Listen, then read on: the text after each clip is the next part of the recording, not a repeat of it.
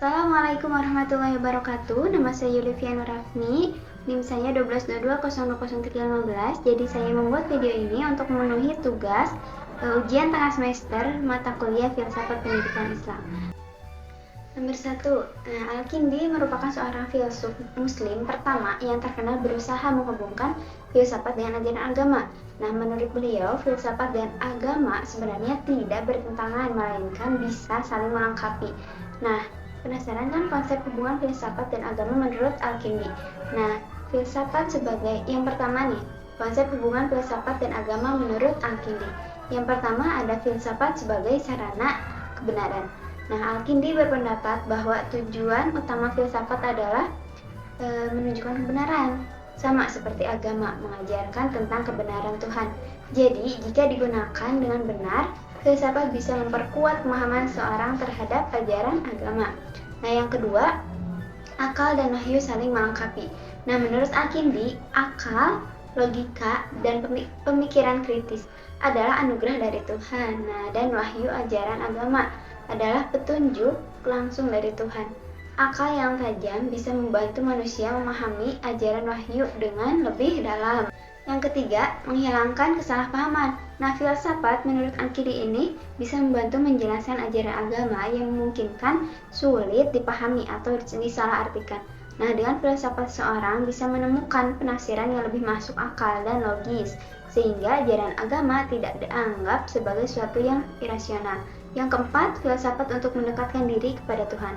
Bagi Al-Kindi, filsafat adalah alat untuk memahami alam semesta dan Tuhan secara lebih mendalam. Dengan memahami ciptaan Tuhan melalui ilmu, logika, manusia bisa lebih bersyukur dan semakin yakin dengan kebesaran Allah Subhanahu wa Ta'ala. Nah, secara keseluruhan, Al-Kindi memandang bahwa filsafat bukan lawan agama, tetapi alat yang dapat membantu memperkuat keyakinan dan pemahaman. Dengan menggunakan akal dan pemikiran mendalam, seseorang tidak hanya menjalankan agama secara ritual, tapi juga benar-benar memahami makna di balik ajaran tersebut. Nah, kita lanjut pada nomor 2. Nah, Ar-Razi adalah seorang filsuf dan ilmuwan muslim terkenal. Ilmuwan muslim terkenal memiliki pendekatan yang unik terhadap etika dan moralitas karena ia sangat mengedepankan rasionalitas. Pandangannya berbeda dari beberapa pemikiran muslim lainnya yang lebih menekankan ajaran agama sebagai sumber utama moralitas. Nah, berikut analisis tentang konsep etika dan moral menurut Ar-Razi. Nah, pandangan etika dan moralitas menurut Ar-Razi yang pertama, rasionalitas sebagai dasar moralitas. Nah, Ar-Razi berpendapat bahwa moralitas seharusnya didasarkan pada akal dan rasio, bukan sekedar pada perintah agama atau tradisi. Bagi Ar-Razi, manusia diberi akal untuk bisa membedakan yang baik dan yang buruk, serta mandiri tanpa harus bergantung sepenuhnya pada dogma agama. Nah, yang kedua, kebahagiaan dan keseimbangan jiwa. Menurut Ar-Razi, tujuan etika adalah mencapai kebahagiaan sejati, yaitu kebahagiaan jiwa yang diperoleh dengan menjaga keseimbangan dan menghindari hasrat berlebihan. Nah, ini mirip dengan gagasan filsuf Yunani seperti Epikuros yang mengajarkan pengendalian diri agar mencapai ketenangan batin. Yang ketiga, kebebasan manusia. Nah, beliau ini sangat menekankan kebebasan manusia dalam menentukan pilihan moralnya. Ia percaya bahwa manusia bertanggung jawab atas dirinya sendiri gitu. Perbuatannya dan rasionalitaslah yang harus menjadi panduan utama dalam memilih tindakan yang baik. Yang keempat, penekanan pada kesehatan jiwa dan tubuh. Selain memikirkan aspek moral, Ar-Razi juga memperhatikan pentingnya menjaga kesehatan tubuh jiwa sebagai bagian dari kehidupan etis. Ia melihat tubuh yang sehat membantu seorang lebih mudah bertindak secara rasional dan moral. Seperti itu. Jadi kesehatan juga berpengaruh pada rasional seorang berpikir atau bertindak rasional dan moral. Nah, selanjutnya perbedaan pandangan Ar-Razi dengan pemikiran lain pada zamannya. Yang pertama, pemikiran independen dari agama. Berbeda dari banyak pemikir muslim pada zamannya, seperti Al-Ghazali yang mengaitkan moralitas erat dengan ajaran agama. Tetapi Ar-Razi ini lebih menekankan peran akal manusia dalam menentukan moralitas. Ia berani mengkritik ketergantungan buta pada otoritas agama dan tradisi. Nah, yang kedua, pengaruh filsafat Yunani. Ar-Razi banyak dipengaruhi oleh pemikiran Yunani seperti Socrates dan Epikuros. Pendekatannya yang rasional dan humanis ini membuatnya berbeda dari kebanyakan ulama Islam yang lebih fokus pada ajaran Quran dan hadis dalam pembahasan etika. Yang ketiga, praktis dan duniawi. Ar-Razi tidak hanya membahas moralitas dalam konteks spiritual, tapi juga mengaitkannya dengan kehidupan sehari-hari, seperti pentingnya menjaga kesehatan dan menghindari perilaku destruktif. Secara keseluruhan, Ar-Razi mengajarkan bahwa manusia harus menggunakan akalnya untuk menentukan mana yang baik dan mana yang buruk. Nah, ini membuat pandangannya lebih universal dan rasional dibandingkan dengan pendekatan moral yang sepenuhnya bergantung pada ajaran agama atau tradisi pada zamannya. Seperti itu. Jadi pandangan Ar-Razi ini berbeda dengan filsuf pada zamannya, seperti itu. Sekarang saya akan menjawab nomor 3 nih, tentang pemikiran Al-Farabi. Al-Farabi yang dikenal sebagai guru kedua setelah Aristoteles memiliki pandangan mendalam mengenai konsep kota ideal atau Al-Madinah Al-Fadilah. Dalam pandangannya, kota ideal ini bukan hanya tentang struktur filsafat atau pemerintahan, tetapi juga tentang nilai-nilai moral dan kebahagiaan masyarakat. Berikut adalah analisis mengenai pandangan Al-Farabi tentang kota ideal dan hubungan konsep tersebut dengan kebahagiaan. Pandangan Al-Farabi tentang kota ideal atau Al-Madinah Al-Fadilah. Yang pertama, konsep kota ideal ini Al-Farabi mendefinisikan kota ideal sebagai komunitas yang dibangun atas dasar nilai-nilai kebaikan dan moralitas. Kota ini merupakan tempat di mana individu dapat mencapai kebahagiaan sejati dengan hidup dalam harmoni dan kolaborasi. Yang kedua, pemerintah yang bijaksana. Nah, dalam kota ideal, Al-Farabi menekankan pentingnya pemerintahan yang bijaksana. Kenapa? Karena pemimpin haruslah seorang filsuf yang memiliki pengetahuan, kebijaksanaan, dan visi untuk menciptakan masyarakat yang baik gitu. Pemimpin ini harus bertanggung jawab untuk memastikan bahwa masyarakat mengikuti prinsip-prinsip moral dan etika. Yang kedua nih, ciri-ciri utama kota ideal menurut Al-Farabi. Yang ke-1, keharmonisan sosial, di mana dalam kota ideal ini ada keseimbangan antara kepentingan individu dan kepentingan kolektif. Setiap anggota masyarakat memiliki peran dan tanggung jawab yang jelas dan semua orang bekerja sama untuk mencapai tujuan bersama. Yang kedua, pendidikan dan pengetahuan. Nah, Al-Farabi ini percaya bahwa pendidikan sangat penting dalam kehidupan atau menciptakan warga negara yang baik. Di kota ideal, pendidikan diarahkan untuk membentuk karakter dan akhlak yang baik sehingga individu dapat berkembang dan berkontribusi pada masyarakat. Nah, yang ketiga, kebebasan dalam keadilan atau kebebasan dan keadilan. Nah, kota ideal harus menjamin kebebasan bagi warganya. Selama kebebasan itu tidak merugikan orang lain, keadilan harus ditegakkan untuk memastikan bahwa semua individu diperlakukan dengan setara. Nah, yang keempat ada kesejahteraan material dan spiritual. Al-Farabi menekankan bahwa ideal tidak hanya berfokus pada kesejahteraan material, tapi juga berkesejahteraan spiritual. Seperti itu. Hubungan dengan konsep kebahagiaan. Yang pertama, kebahagiaan sebagai tujuan utama. Bagi Al-Farabi, kebahagiaan adalah tujuan utama dari kehidupan. Dalam konteks kota ideal, kebahagiaan dicapai melalui penciptaan lingkungan yang mendukung perkembangan moral dan intelektual individu. Nah, yang kedua, kebahagiaan kolektif. Apa sih kebahagiaan kolektif ini? Al-Farabi berargumen bahwa kebahagiaan tidak hanya bersifat individu, tapi juga kolektif. Karena individu dalam masyarakat hidup harmonis dan saling mendukung, maka kebahagiaan akan tersebut seluruh komunitas. Yang ketiga, keseimbangan antar raga jiwa. Nah, dalam pandangannya, kebahagiaan tercapai ketika ada keseimbangan antara kebutuhan fisik dan spiritual. Kota ideal harus menyediakan semua yang dibutuhkan oleh warganya untuk hidup sejahtera, sehingga mereka dapat mengejar kebahagiaan yang lebih dalam. Seperti itu. Nah, yang keempat, Ikhwan al-Sofa. Ikhwan al-Sofa atau persaudaraan kemurnian adalah sebuah kelompok intelektual muslim yang aktif pada abad ke-10 di Basra atau Irak. Mereka terkenal dengan pendekatan ensiklopedis terhadap filsafat, sains, dan agama.